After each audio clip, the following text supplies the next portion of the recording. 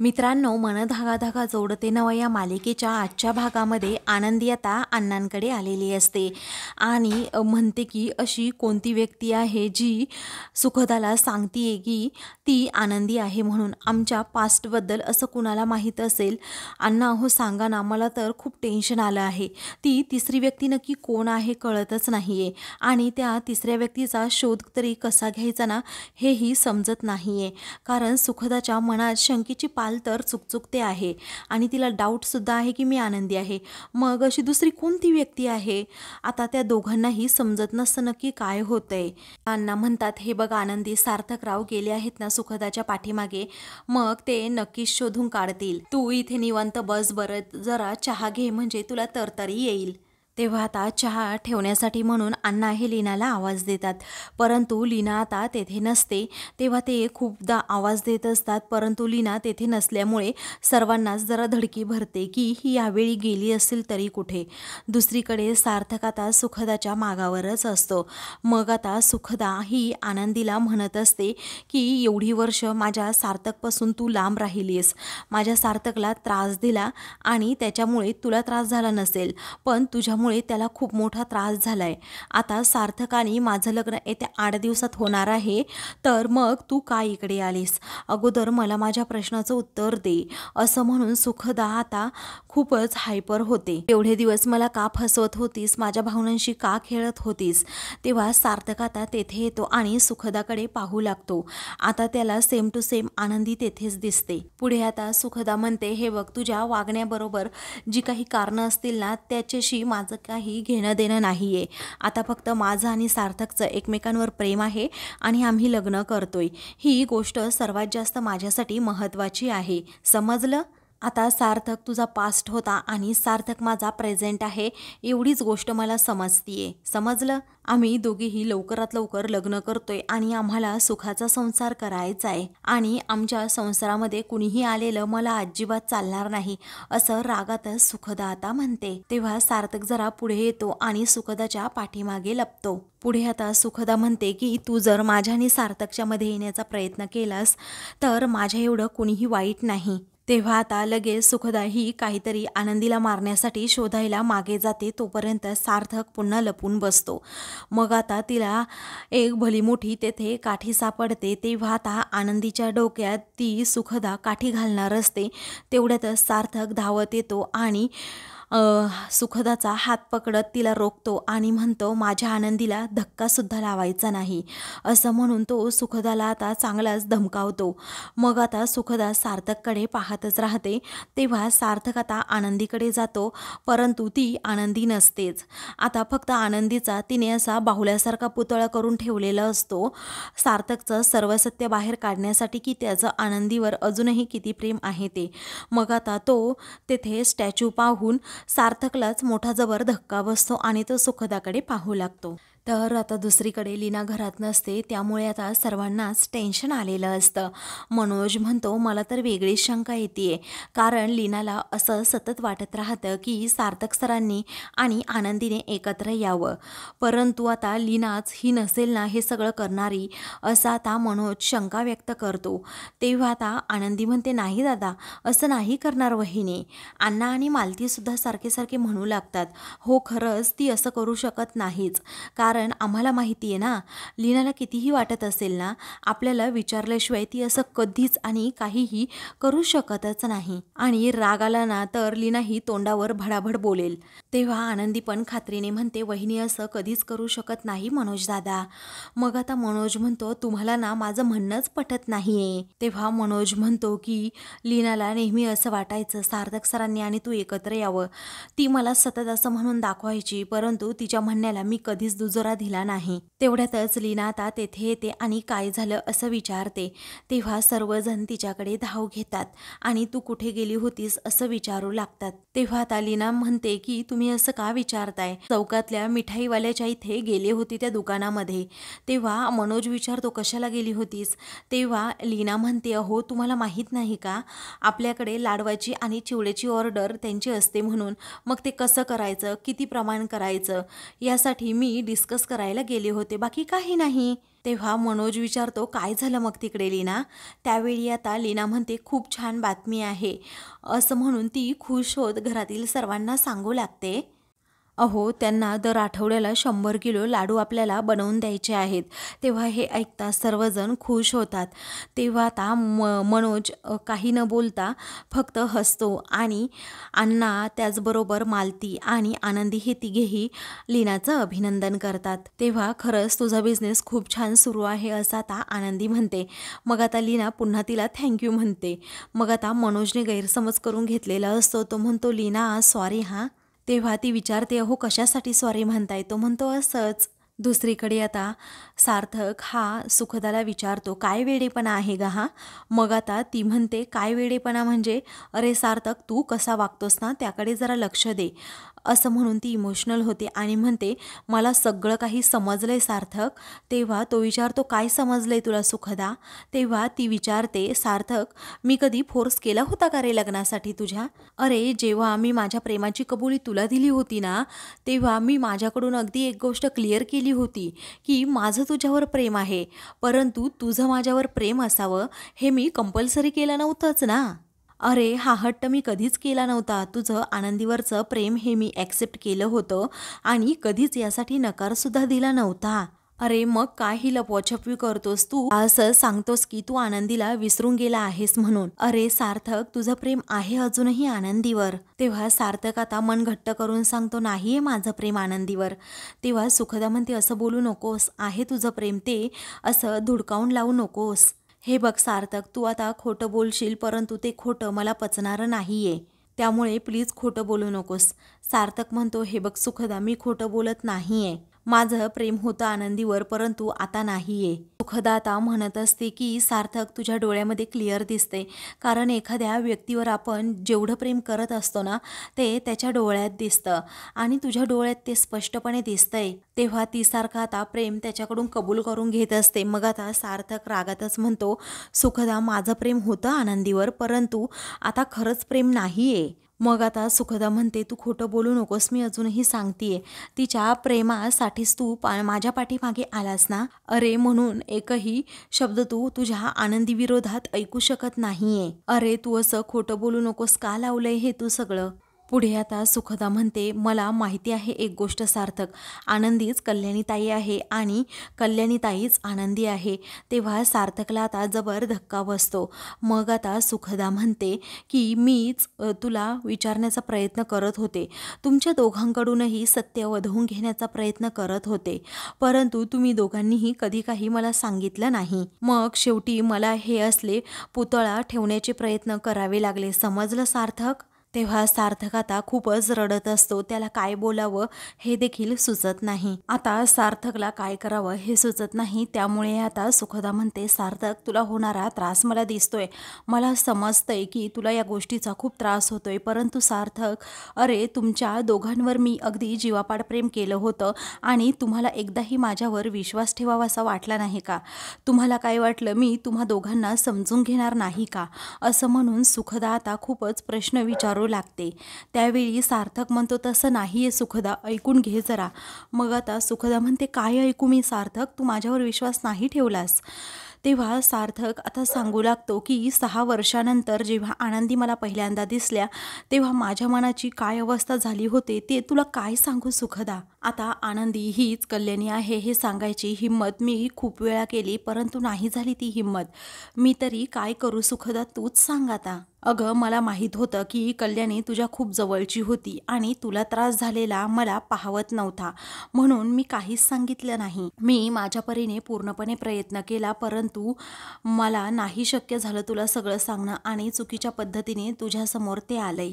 I am really very sorry Sukhada असं म्हणून तो सुखदाची माफी मागतो आणि खूपच इमोशनल होतो.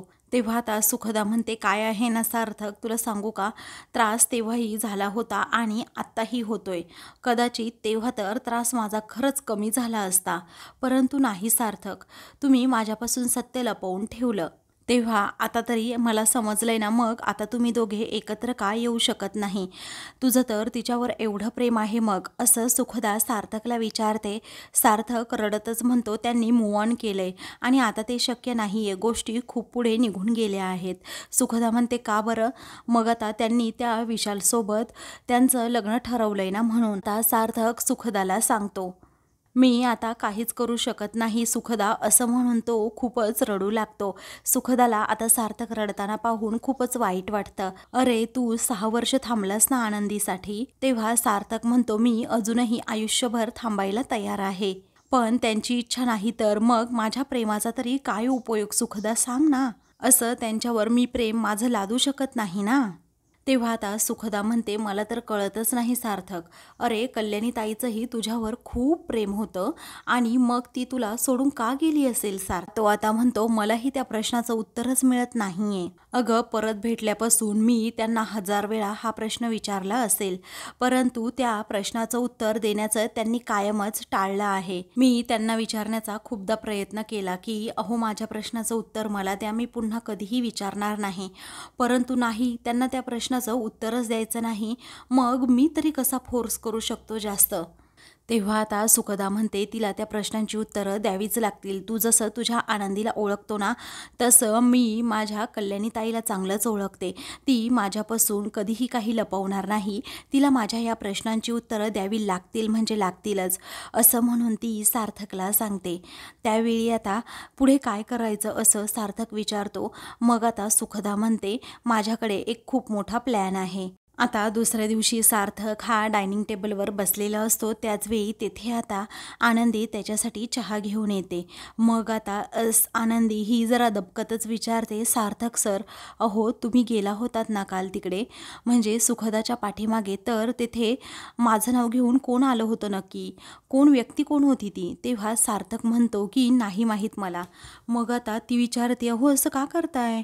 तुम्ही तर मला म्हणाला होतात ना की मी सुखदाचा पाठलाग करणार आहे म्हणून. सार्थक म्हणतो हो मी पाठलाग केला होता, परंतु तेथे कोणीच आलं नव्हतं. तेव्हा आनंदीला धक्का बसतो. ती विचारते असं कसं कोणी आलं नव्हतं? असं कसं होऊ शकतं सार्थक सर? मग आता तो म्हणतो मला काय माहीत, मी तुम्हाला सांगतोय ना, रिअली मला माहीत नाही. मग आता आनंदी म्हणते सार्थक सर तुम्ही माझ्यापासून काही लपवताय काय? तेव्हा आता तो म्हणतो नाही मी काहीही लपवत नाहीये, खरंच तिथे कुणी आलंच नव्हतं. मग आता मी तुमच्या सर्व प्रश्नांची उत्तरं दिली, माझ्या प्रश्नाचं उत्तर तुम्ही का देत नाहीत आहात आनंदी? नक्की 6 वर्षापूर्वी काय घडलं होतं? तुम्ही मला का सोडून गेला होतात? असा सतत प्रश्न आता सार्थक विचारू लागतो. तेव्हा आनंदी म्हणते तुमच्या या प्रश्नाचं उत्तर नाही मी देऊ शकत, असं म्हणून ती आता तेथून जाते. त्यावेळी आता सार्थक हा तिच्याकडे पाहतच राहतो. तेवढ्यातच सुखदा तेथे येते आणि म्हणते सार्थक खूप उशीर होतोय, तुला यायचंय ना रे? मग आता तो हो म्हणतो. दोघेही आता कुठेतरी बाहेर निघतात. मग आनंदी आता त्यांच्याकडे पाहतच राहते. तिच्या डोळ्यातून आता पाणी येत असतं. दुसरीकडे विशाल आता इकडे सार्थक आणि सुखदाची वाट पाहत असतो. तेव्हा ते दोघेही गाडीतून खाली उतरतात आणि पुढे समोर जातात. त्यावेळी आता सॉरी आम्हाला उशीर झाला का, असं आता सुखदा विचारते. त्यावेळी विशाल म्हणतो नाही काही हरकत नाही, बोला ना मॅडम काय काम आहे? मी आता कल्याणी मॅडमलाच फोन करणार होतो. तेव्हा सुखदा आता विचारते काय रे केला नाही ना फोन? असं जरा मोठ्यानेच ओरडून ती विचारते. तेव्हा विशाल म्हणतो नाही नाही केला मी फोन. त्यावेळी आता बरं झालं तू थँक गॉड सांगितलं नाही, असं सुखदा दोनदा म्हणते. मग आता सार्थक म्हणतो काय मध्याचं बोल ना. मग आता सुखदा म्हणते की तू नाशिकमध्ये आलाय ना, हे अजिबात तुझ्या तू कल्याणीताईला सांगायचं नाही आहेस. तेव्हा तो विचारतो सरप्राईज द्यायचा आहे का? मग आता सुखदा म्हणते नाही रे सरप्राईज नाही द्यायचं आहे, जरा ऐकून घे आता. तेव्हा तो विचारतो की मला समजलं नाही नक्की तुम्ही काय म्हणताय? मग आता सुखदा म्हणते प्लॅन असा आहे, सार्थकचं आणि माझं 8 दिवसात आता लग्न होणार आहे ना, मग तुझं आणि कल्याणीताईचं सुद्धा तेथेच लग्न आपण उरकून टाकूयात, चालेल ना? तेव्हा आता विशालला जबर धक्काच बसतो. आता जरा घाबरतोच. मग आता सुखदा विचारते काय रे चालेल ना? तेव्हा तो आता हो नाही करत हो असं म्हणतो. तेव्हा आता सार्थक म्हणतो मग झालं तर सगळं फिक्स झालं आता लग्न या दोघांचं. मग आता सुखदा देखील म्हणते हो ना, आता मी काही वाट पाहत बसणार नाही. चल जर तू कल्याणीताईची वाट पाहत बसला ना तर तुझं आयुष्यात लग्न होणार नाही. तेव्हा आमच्या मांडवातच तुमचं सुद्धा लग्न होईल असं आता सुखदा सारखी सारखी म्हणते. त्याचवेळी आता विशाल म्हणतो, नको थांबा, एवढी घाई करू नका, एकदा कल्याणी मॅडमला विचारायला हवं ना.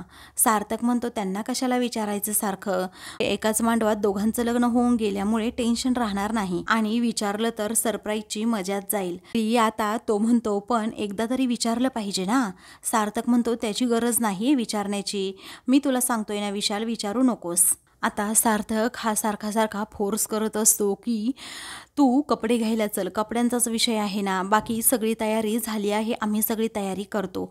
मग आता विशाल म्हणतो, नाही कपडे वगैरे नको, एकदा कल्याणी मॅडमला विचारायला हवं, मग आता त्यांना धक्का बसेल हे सांगितलं तर. असं आता जेव्हा तो म्हणतो तेव्हा तो धक्का सुखाचाच असेल ना विशाल, तू असं का वागतोस रे, असं सुखदा विचारते.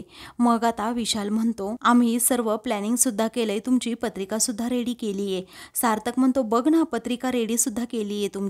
तेव्हा आता विशाल ती पत्रिका सुखदाच्या हातातली पाहतो आणि जरा घाबरतोच, जरा गडबडतो आणि म्हणतो, त्यांना हे असं सरप्राईज अजिबात आवडणार नाही. त्यावेळी सार्थक म्हणतो, का आवडणार नाही ते सरप्राईज. पुढे आता सार्थक म्हणतो, हे किती रोमॅन्टिक आहे, तुला समजते का विशाल, जर तू डायरेक्ट कल्याणीला पत्रिका दाखवली तर तिला खरंच आनंदाचा धक्का बसेल आणि कसं आहे ना, तिलाही अगदी छान वाटेल. त्यावेळी आता विशाल म्हणतो, नाही आम्ही हे लग्न नाही करू शकत. विशालने असं म्हटल्याबरोबरच सार्थक विचारतो, का नाही लग्न करू शकत. तेव्हा विशाल आता काहीच उत्तर देत नसतो. ते पाहून सार्थक आता सुखदाला म्हणतो, मी सांगितलं ना तुला सुखदा, मला डाऊट आहे अगोदरपासूनच यांच्यावर, म्हणजे काहीतरी हे नक्कीच लपवतायत, आपल्याला स्पष्टपणे दिसतंय, आता तरी खरं काय सांगते विशाल, असं म्हणून सार्थक आता विशालला सारखं सारखं विचारतो. मग आता विशालला काय सांगावं कसं सांगावं कळतच नाही. तेव्हा सुखदा म्हणते, अरे विशाल सांग प्लीज. तर आता तो म्हणतो की सांगतो, मी सगळं काही सांगतो. तर सार्थक आणि सुखदा एकमेकांकडे पाहतच राहतात. इकडे आनंदी रूममध्ये असते, तेवढ्यातच वृंदा आणि शलाका या दोघीही तेथे येतात. तेव्हा त्या आनंदीला ओरडतात आणि म्हणतात, आनंदी काल तू आमच्या रूममध्ये आलेस आणि आमच्या दोघींवरही तू दमदाटी केलीस, मुळात तू आमच्यावर जे काही आरोप केले आहेस ना ते पूर्णपणे खोटे आहेत. आम्ही आमच्या परीने सुखदाला कुठल्याही नावाने फोन केलेला नाहीये. तेव्हा पुढे आता शलाका म्हणते, आम्ही काहीही केलेलं नसून तू उगीच आमच्यावर नको बिनबुडाचे आरोप करतेस. पण सार्थक आणि सुखदाचं लग्न होण्या अगोदरच सुखदासमोर हे सत्य आलेलं असेल, हा माझा शब्द आहे, तुला बघतच राहा तू आता, मग बघूस त्या दोघांचं लग्न कसं होतंय, असंही शलाका आता आनंदीला चॅलेंज करते. तेव्हा आनंदी आता शलाकाजवळ जाते आणि तिच्या गालाला हात लावत म्हणते की तू स्वतःला जेवढी शहाणी समजतीयस ना, तेवढी तू अजिबात शहाणी नाही आहेस, समजलं. मग आता वृंदा ही रागातच आनंदीकडे पाहू लागते. त्यामुळे तू तर माझं काहीही असं करू शकत नाही, असं म्हणून ती वृंदाला देखील धमकावते. आणि जर तुम्ही असं काही करण्याचा प्रयत्न केलात तर सार्थक सरांच्या आई म्हणजे सुधा काकू तुमची सरळ या घरातून हकलपट्टी करतील, तुम्हाला तर माहीतच आहे, हो की नाही वृंदा काकू. आणि जे तुमच्यासाठीच वाईट असेल. त्यावेळी वृंदा आता हसते आणि म्हणते, आता तसं काहीही होणार नाहीये, तुझा खेळ खल्लास आनंदी, लवकरच तुझं रूप सर्वांसमोर आलेलं असेल. तेव्हा आनंदी म्हणते, तुम्ही जरी असं समजत असला ना तरीही असं काहीही होणार नाहीये वृंदा काकू, आणि हे माझं चॅलेंज आहे तुम्हा दोघींना, असं म्हणून आनंदी आता चुटकी वाजवते आणि त्या दोघींनाही चॅलेंज करते. तेव्हा ठीक आहे बघूयात असं वृंदा म्हणते. तर चॅलेंज ॲक्सेप्टेड असं म्हणून शलाका आता आनंदीकडे पाहते. पुढे आता शलाका म्हणते, तुझं जर सत्य सर्वांसमोर नाही आलं ना तर तू म्हणशील ते आम्ही करेन, असं चॅलेंज करून आता त्या दोघीही तेथून जातात. तेव्हा आनंदी आता विचार करू लागते. तर आता मित्रांनो, पुढील भागामध्ये सुखदा कुठे आहे असं आदर्शाने सुद्धा विचारत असतात. आनंदी जरा घाबरते आणि म्हणते, म्हणजे ती घरी आली नाही का, ती मला तेथेच एकटीला 2 तास सोडून गेली, मी 2 तास तिची तिथे वाट पाहत बसले होते. तेव्हा सुधा म्हणते की ती घरी आलेली नाहीये. मग आता आनंदी म्हणते, मग कुठे गेली ही मुलगी, असं म्हणून तिला धक्का बसतो. अशाच मालिकेंचे पुढील भाग पाहण्यासाठी चॅनलला सबस्क्राईब करा.